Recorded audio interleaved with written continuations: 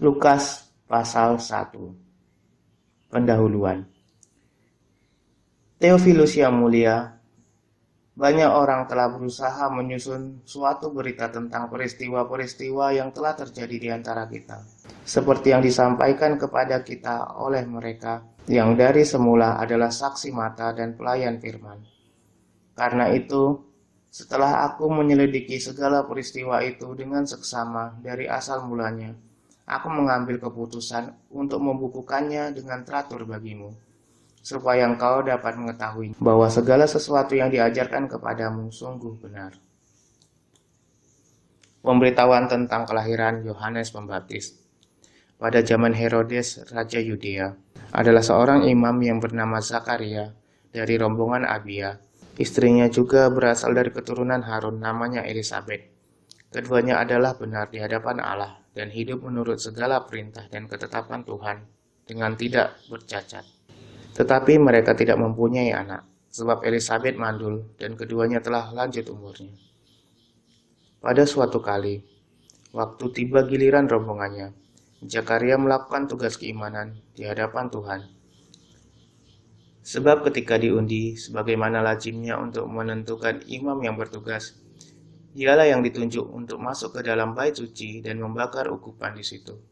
Sementara itu, seluruh umat berkumpul di luar dan sembahyang. Waktu itu adalah waktu pembakaran ukupan. Maka tampaklah kepada Zakaria seorang malaikat Tuhan berdiri di sebelah kanan mezbah pembakaran ukupan. Melihat hal itu, ia terkejut dan menjadi takut. Tetapi malaikat itu berkata kepadanya, "Jangan takut, hai Zakaria, sebab doamu telah dikabulkan, dan Elisabet istrimu akan melahirkan seorang anak laki-laki bagimu, dan haruslah engkau menamai dia Yohanes. Engkau akan bersuka cita dan bergembira, bahkan banyak orang akan bersuka cita atas kelahirannya itu. Sebab ia akan besar di hadapan Tuhan, dan ia tidak akan minum anggur atau minuman keras, dan ia akan penuh dengan Roh Kudus mulai dari rahim ibunya. Ia akan membuat banyak orang Israel berbalik kepada Tuhan Allah mereka. Dan ia akan berjalan melalui Tuhan dalam roh dan kuasa Elia untuk membuat hati bapa-bapa berbalik kepada anak-anaknya, dan hati orang-orang durhaka kepada pikiran orang-orang benar, dan dengan demikian menyiapkan bagi Tuhan suatu umat yang layak baginya." Lalu kata Zakaria kepada malaikat itu, "Bagaimanakah aku tahu bahwa hal ini akan terjadi? Sebab aku sudah tua, dan istriku sudah lanjut umurnya." Jawab malaikat itu kepadanya, "Akulah Gabriel yang melayani Allah, dan aku telah diutus untuk berbicara dengan engkau, dan untuk menyampaikan kabar baik ini kepadamu. Sesungguhnya engkau akan menjadi bisu dan tidak dapat berkata-kata sampai kepada hari di mana semuanya ini terjadi, karena engkau tidak percaya akan perkataanku yang akan nyata kebenarannya pada waktunya." Sementara itu, orang banyak menanti-nantikan Zakaria. Mereka menjadi heran bahwa ia begitu lama berada di dalam bait suci. Ketika ia keluar, ia tidak dapat berkata-kata kepada mereka. Dan mengertilah mereka bahwa ia telah melihat suatu penglihatan di dalam bait suci. Lalu ia memberi isyarat kepada mereka, sebab ia tetap bisu. Ketika selesai jangka waktu tugas jabatannya, ia pulang ke rumah. Beberapa lama kemudian Elisabet istrinya mengandung, dan selama 5 bulan ia tidak menampakkan diri, katanya, "Inilah suatu perbuatan Tuhan bagiku, dan sekarang ia berkenan menghapuskan aibku di depan orang." Pemberitahuan tentang kelahiran Yesus. Dalam bulan ke-6 Allah menyuruh malaikat Gabriel pergi ke sebuah kota di Galilea bernama Nazaret, kepada seorang perawan yang bertunangan dengan seorang bernama Yusuf dari keluarga Daud. Nama perawan itu Maria. Ketika malaikat itu masuk ke rumah Maria, ia berkata, "Salam, hai engkau yang dikaruniai, Tuhan menyertai engkau." Maria terkejut mendengar perkataan itu, lalu bertanya dalam hatinya, "Apakah arti salam itu?"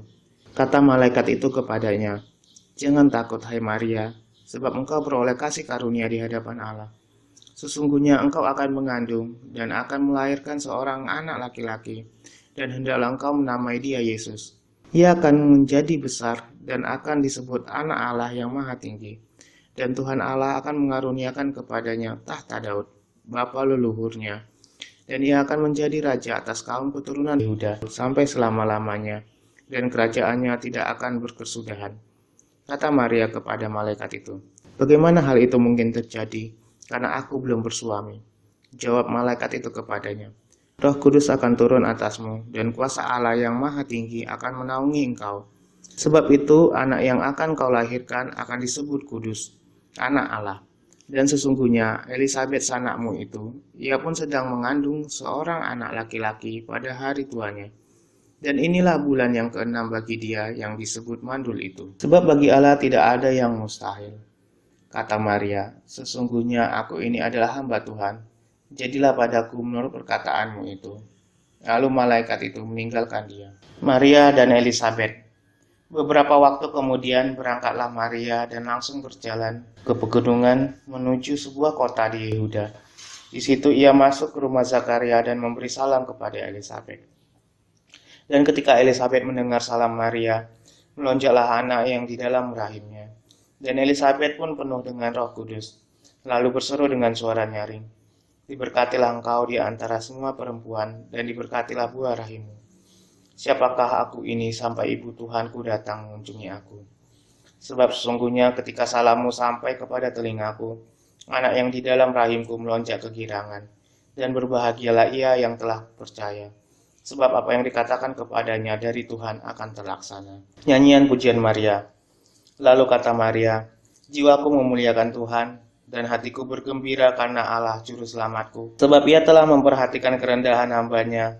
Sesungguhnya mulai dari sekarang, segala keturunan akan menyebut aku berbahagia. Karena Yang Maha Kuasa telah melakukan perbuatan-perbuatan besar kepadaku, dan namanya adalah kudus. Dan rahmat-Nya turun-temurun atas orang yang takut akan Dia. Ia memperlihatkan kuasanya dengan perbuatan tangannya dan mencerai-beraikan orang-orang yang mencongkak hatinya. Ia menurunkan orang-orang yang berkuasa dari tahtanya dan meninggikan orang-orang yang rendah. Ia melimpahkan segala yang baik kepada orang yang lapar dan menyuruh orang yang kaya pergi dengan tangan hampa. Ia menolong Israel hambanya karena ia mengingat rahmat-Nya, seperti yang dijanjikannya kepada nenek moyang kita, kepada Abraham dan keturunannya untuk selama-lamanya." Dan Maria tinggal kira-kira 3 bulan lamanya bersama dengan Elisabet, lalu pulang kembali ke rumahnya. Kelahiran Yohanes Pembaptis. Kemudian genaplah bulannya bagi Elisabet untuk bersalin, dan ia pun melahirkan seorang anak laki-laki. Ketika tetangga-tetangganya serta sanak saudaranya mendengar bahwa Tuhan telah menunjukkan rahmat-Nya yang begitu besar kepadanya, bersukacitalah mereka bersama-sama dengan dia. Maka datanglah mereka pada hari yang ke-8 untuk menyunatkan anak itu, dan mereka hendak menamai dia Zakaria, menurut nama bapaknya. Tetapi ibunya berkata, "Jangan, ia harus dinamai Yohanes." Kata mereka kepadanya, "Tidak ada di antara sanak saudaramu yang bernama demikian." Lalu mereka memberi isyarat kepada bapaknya untuk bertanya, nama apa yang hendak diberikannya kepada anak itu. Ia meminta batu tulis, lalu menuliskan kata-kata ini, "Namanya adalah Yohanes." Dan mereka pun heran semuanya. Dan seketika itu juga terbukalah mulutnya dan terlepaslah lidahnya. Lalu ia berkata-kata dan memuji Allah. Maka ketakutanlah semua orang yang tinggal di sekitarnya. Dan segala peristiwa itu menjadi buah tutur di seluruh pegunungan Yudea. Dan semua orang yang mendengarnya merenungkannya dan berkata, "Menjadi apakah anak ini nanti? Sebab tangan Tuhan menyertai dia." Nyanyian Pujian Zakaria. Dan Zakaria ayahnya penuh dengan Roh Kudus. Lalu bernubuat katanya, "Terpujilah Tuhan Allah Israel, sebab ia melawat umatnya dan membawa kelepasan baginya. Ia menumbuhkan sebuah tanduk keselamatan bagi kita di dalam keturunan Daud hambanya itu, seperti yang telah difirmankannya sejak purbakala oleh mulut nabi-nabinya yang kudus, untuk melepaskan kita dari musuh-musuh kita dan dari tangan semua orang yang membenci kita, untuk menunjukkan rahmat-Nya kepada nenek moyang kita dan mengingat akan perjanjiannya yang kudus, yaitu sumpah yang diucapkannya kepada Abraham bapa leluhur kita, bahwa ia mengaruniai kita, supaya kita terlepas dari tangan musuh, dapat beribadah kepadanya tanpa takut, dalam kekudusan dan kebenaran di hadapannya seumur hidup kita. Dan engkau, hai anakku, akan disebut Nabi Allah yang Maha Tinggi, karena engkau akan berjalan mendahului Tuhan untuk mempersiapkan jalan baginya, untuk memberikan kepada umatnya pengertian akan keselamatan yang berdasarkan pengampunan dosa-dosa mereka. Oleh rahmat dan belas kasihan dari Allah kita, dengan mana Ia akan melawat kita, surya pagi dari tempat yang tinggi, untuk menyinari mereka yang diam dalam kegelapan, dan dalam naungan maut untuk mengarahkan kaki kita kepada jalan damai sejahtera. Adapun anak itu bertambah besar dan makin kuat rohnya, dan ia tinggal di padang gurun sampai kepada hari ia harus menampakkan diri kepada Israel.